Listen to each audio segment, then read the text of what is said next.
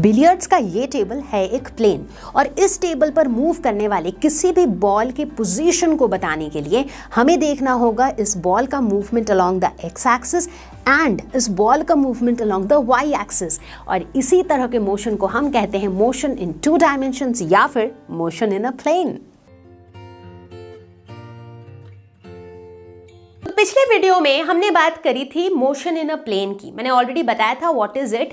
Plane बोले तो 2 dimension, ठीक है। जब किसी ऑब्जेक्ट का जो पोजीशन है, जब भी वो मूव कर रहा है, उसमें दोनों कोऑर्डिनेट्स इन्वॉल्व होता है तो हम कहते हैं उसे मोशन इन 2 डायमेंशन या फिर मोशन इन अ प्लेन, ठीक है। जैसे कि इस बिलियर्ड्स के बॉल को देखो, राइट। यहां पर अगर आप देखो ये जो टेबल है this is a 2 dimension, right. इसमें एक एक्स एक्सिस एक वाई एक्सिस है। अगर इस टेबल के ऊपर किसी भी बॉल की मुझे पोजीशन बतानी हो तो हम क्या देखते हैं, जब भी कोई भी बॉल मूव कर रहा है तो उसका एक्स कोऑर्डिनेट भी चेंज हो रहा है और उसका वाई कोऑर्डिनेट भी चेंज हो रहा है, करेक्ट। तो यहां पर हम देखेंगे दिस टाइप ऑफ मोशन जहां पर किसी भी ऑब्जेक्ट का मूवमेंट में उसके दोनों कोऑर्डिनेट्स इन्वॉल्व होते हैं, that is motion in a plane. तो इस वीडियो के अंदर बेसिकली हमारी जो शुरुआत होगी वो उन्हीं सारी चीजों से होंगी जो हमने मोशन इन 1 डायमेंशन में पढ़ा था, जैसे कि पोजीशन, डिस्प्लेसमेंट, वेलोसिटी, एक्सेलरेशन। तो ये सारी चीजें हम एक बार फिर से देखेंगे इन 2 डायमेंशन। तो शुरुआत करते हैं पोजीशन वेक्टर से, मतलब ऑब्जेक्ट का पोजीशन। तो भाई इस बॉल की अगर मुझे, लेट्स से हम इस रेड बॉल की बात करते हैं, तो इस रेड बॉल की अगर मुझे पोजीशन बतानी हो इस टेबल के ऊपर, कौन बताएगा? पोजीशन वेक्टर, क्योंकि वेक्टर मुझे मैग्नीट्यूड भी देता है और डायरेक्शन भी, ये भी बताएगा कि कहां लोकेटेड है और किस तरफ लोकेटेड है, करेक्ट। दोनों चीजें बताएगा। तो पोजीशन वेक्टर होता क्या है? तो यूं समझो कि लेट अस सपोज टेबल के एक कोने को मैंने मान लिया ओरिजिन, ठीक है। अब ऑब्जेक्ट का ओरिजिन से जितना दूरी है that is basically position vector. तो यहां पर अगर आप देखो, लेट अस सपोज कि जो बॉल की पोजीशन है दैट इज पॉइंट P1, तो ओरिजिन से लेकर के P1 जो वेक्टर है that is my position vector. तो ठीक इसी तरीके से अगर हम यहां पर जो भी अलग दूसरे बॉल्स भी दिख रहे हैं उन सभी का अगर मुझे पोजीशन वेक्टर बनाना हो तो हम क्या करेंगे, हम ओरिजिन से वेक्टर बनाएंगे टिल दैट बॉल्स पोजीशन, ठीक है। तो ये तो था पोजीशन वेक्टर। अब इसे हम मैथमेटिकली कैसे डिनोट करेंगे? चूंकि वेक्टर है तो इसे हम आर वेक्टर से डिनोट करेंगे। देखो आर के ऊपर क्या है? Arrow, and arrow shows it is a vector. R is equal to X I plus Y J, मतलब अब इसकी जो पोजीशन है ये दोनों एक्सिस के रिस्पेक्ट में है, तो एक्स एक्सिस के along x coordinate, y axis के अलोंग वाई कोऑर्डिनेट, तो एक्स आई प्लस वाई जे। अब आई और जे क्या है? पिछले वीडियो में पढ़ा था ना यार, वेक्टर्स वाले वीडियो में, ये क्या है? ये यूनिट वेक्टर्स है along the x axis and y axis. तो बच्चों एक बात तो क्लियर कर लो कि भाई ये वीडियो समझने के लिए वेक्टर्स बिल्कुल अच्छे से आना चाहिए, और इसीलिए मैंने वेक्टर्स का 1 शॉट वीडियो इससे पहले डाला था।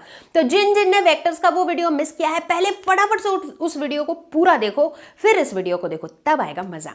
चलो ये तो ठीक है, समझ में आ गया पोजीशन वेक्टर क्या होता है। अब दूसरा सवाल, डिस्प्लेसमेंट वेक्टर।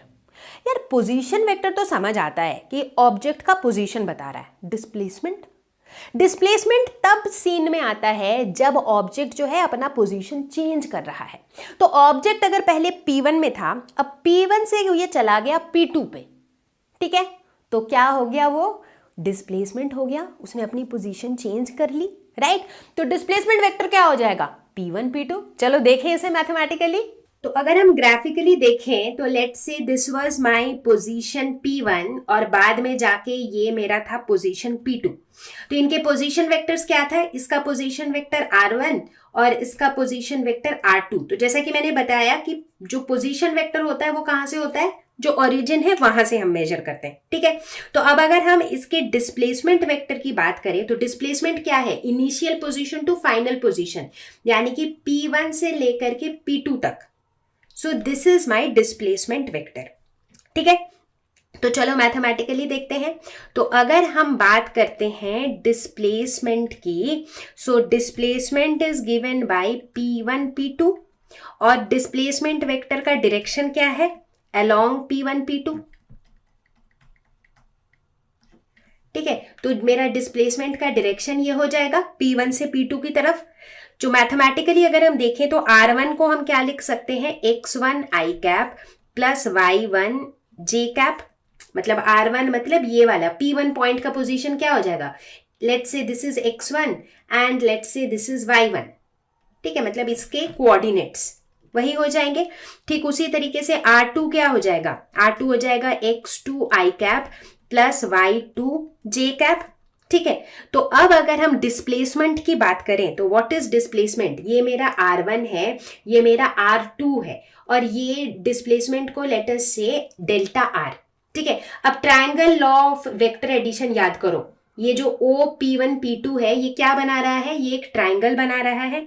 तो ट्रायंगल लॉ के हिसाब से हम कह सकते हैं कि R1 plus delta R is equal to R2, है ना। तो हम कह सकते हैं कि delta R is equal to R2 minus R1, ठीक है। अब R2 को हम लिख सकते हैं x2 i cap plus y2 j cap minus x1 i cap minus y1 j cap.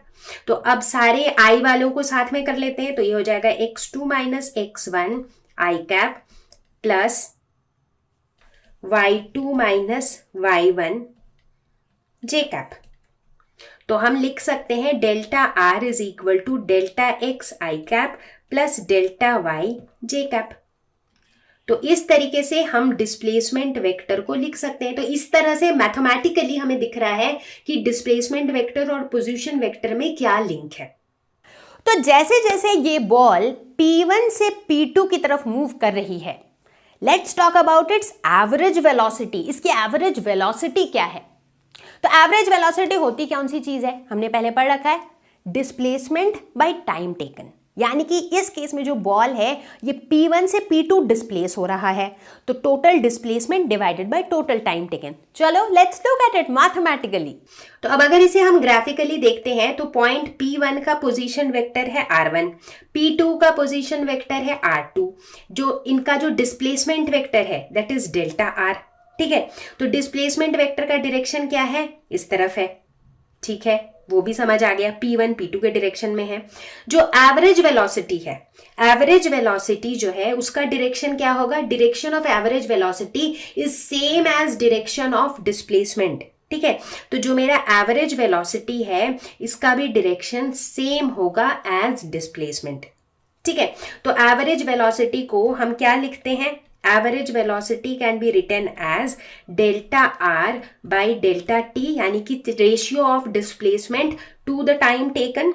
तो डेल्टा R डिस्प्लेसमेंट होने के लिए जो भी मेरा टाइम लगा डेल्टा T उससे इसे डिवाइड कर देंगे। अब थोड़ी ही देर पहले हमने देखा था कि डेल्टा R को हम लिख सकते हैं delta x i cap plus delta y j cap, ऐसे लिख सकते हैं हम, this divided by delta T। तो इसे हम लिख सकते हैं delta x by delta T i cap plus delta y by delta T j cap. तो इसे हम क्या लिख सकते हैं, delta x by delta T, यानी कि change of displacement along the x axis with time. तो ये क्या हो जाएगा, velocity along the x axis, right, average velocity along the x axis. उसी तरह ये क्या हो जाएगा, delta y by delta T, average velocity along the y axis, right. तो कुल मिला के हम v एवरेज वेलोसिटी v को क्या लिख सकते हैं, in terms of its components along x and y axis. तो v को भी हम vx और vy के टर्म्स में इस तरीके से लिख सकते हैं, ठीक है। तो बेसिकली हम अभी यही देखेंगे कि ये जितने भी वेक्टर्स की हम बात करेंगे इन सभी वेक्टर्स को हम इनके x और y कंपोनेंट्स के टर्म्स में लिख सकते हैं। और दूसरी चीज हम किस पे फोकस करेंगे, इनके डायरेक्शन पे। तो यहां पर हमने देखा एवरेज वेलोसिटी का जो डायरेक्शन है that is same as displacement. अब बात करेंगे इंस्टेंटेनियस वेलोसिटी की। हालांकि ये चीजें हमने पढ़ रखी है 1 डायमेंशन में, बट 2 डायमेंशन में भी पढ़ना बहुत जरूरी है।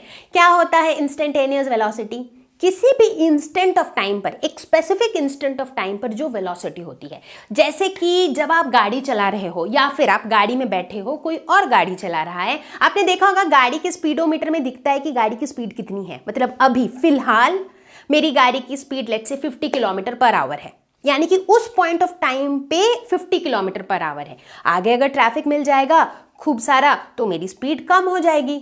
फिर उसके आगे जाके अगर पूरा रोड खाली मिलेगा तो फिर से मेरी स्पीड बढ़ जाएगी, राइट। तो बेसिकली वो जो स्पीड हमें दिखती है दैट इज इंस्टेंटेनियस, मतलब उस पॉइंट ऑफ टाइम पर कितनी है, करेक्ट।